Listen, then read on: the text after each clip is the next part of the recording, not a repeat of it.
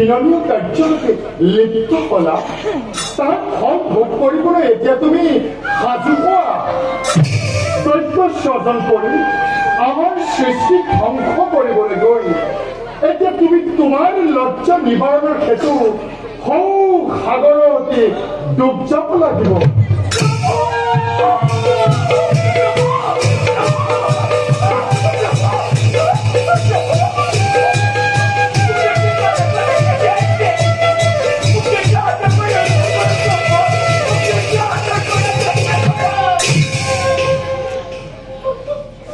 মোক তুমি স্পৰ্শ নকৰিবা লক্ষ্মী, তোমাৰ প্ৰায়শ্চিত্ত হ'ব লাগিব।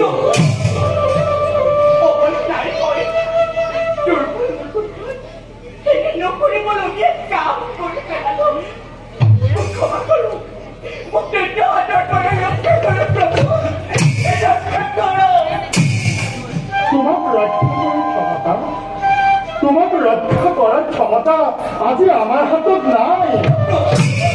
দৈত্যৰ আগত সেই দৈত্যৰ আগতে আমাৰ সুদৰ্শন চক্ৰ সাধাৰণ অস্ত্ৰতে পৰিণত হ'ল। সেই লক্ষ্মী তুমি সেই দৈত্যৰ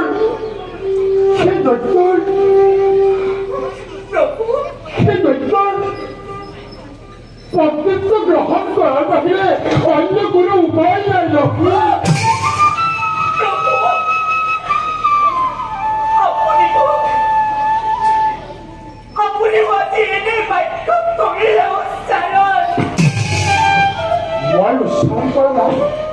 মই উচ্চাৰণ কৰা নাই লক্ষ্মী। আজি দৈত্যই সমস্ত জগতবাসী ৰাধন্তে উচ্চ চিঞৰি প্ৰচাৰ কৰি গ'ল। লক্ষ্মী চিঞৰি প্ৰচাৰ কৰি গ'ল। লক্ষ্মী হেনো তাৰ একে মাত্ৰ পত্নী। লক্ষ্মী আজিৰে পৰা তুমি বৈকুণ্ঠ পুৰী শুৱনি কৰিব নোৱাৰিবা।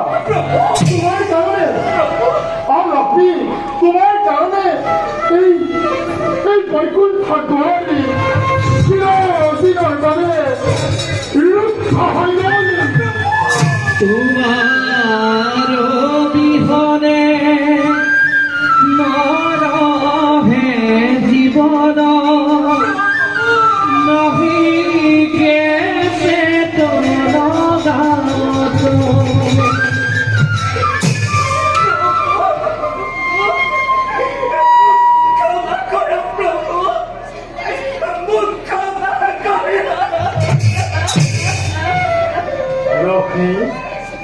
তুমি চৰিত্ৰ কিনা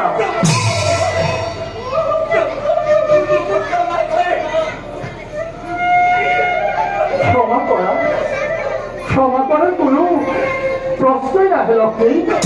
তুমি আজি সেই দৈত্যৰ পত্নী, সেয়েহে শুনা জগতবাসী আৰু তুমিও ভালদৰে শুনা লক্ষ্মী। আজি মই তোমাক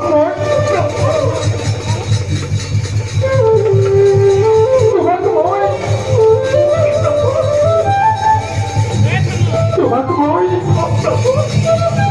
চিৰদিনৰ বাবে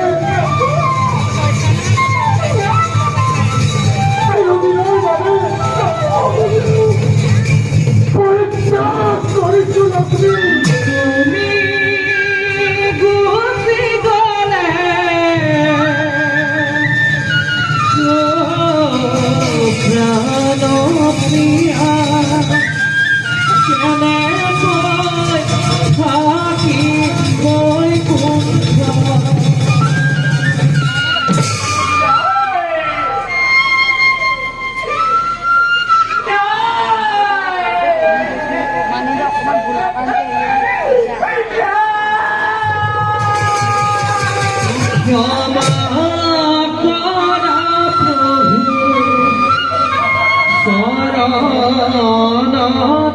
ধৰো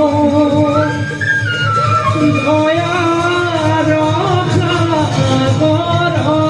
তুমি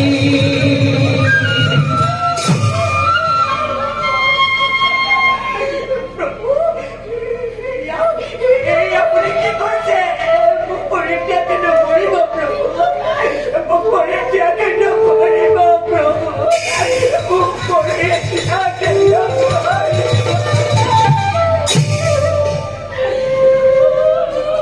লক্ষ্মী, স্বৰ্গ, মৰ্ত্য, পাতাল, এই তিনিও লোকত লুকাই তুমি দৈত্যৰ হাতৰ পৰা সাৰিব নোৱাৰিবা।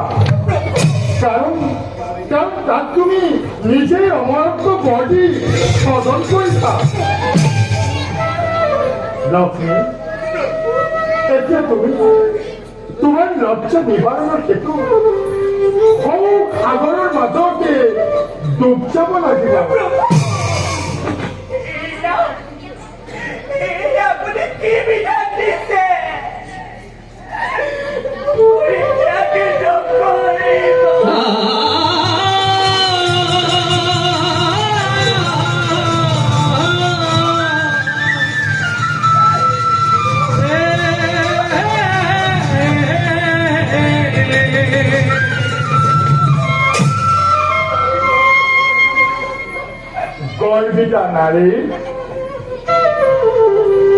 গৰ্বিতা নাৰী, উপযুক্ত শাস্তি প্ৰদান কৰা হৈছে।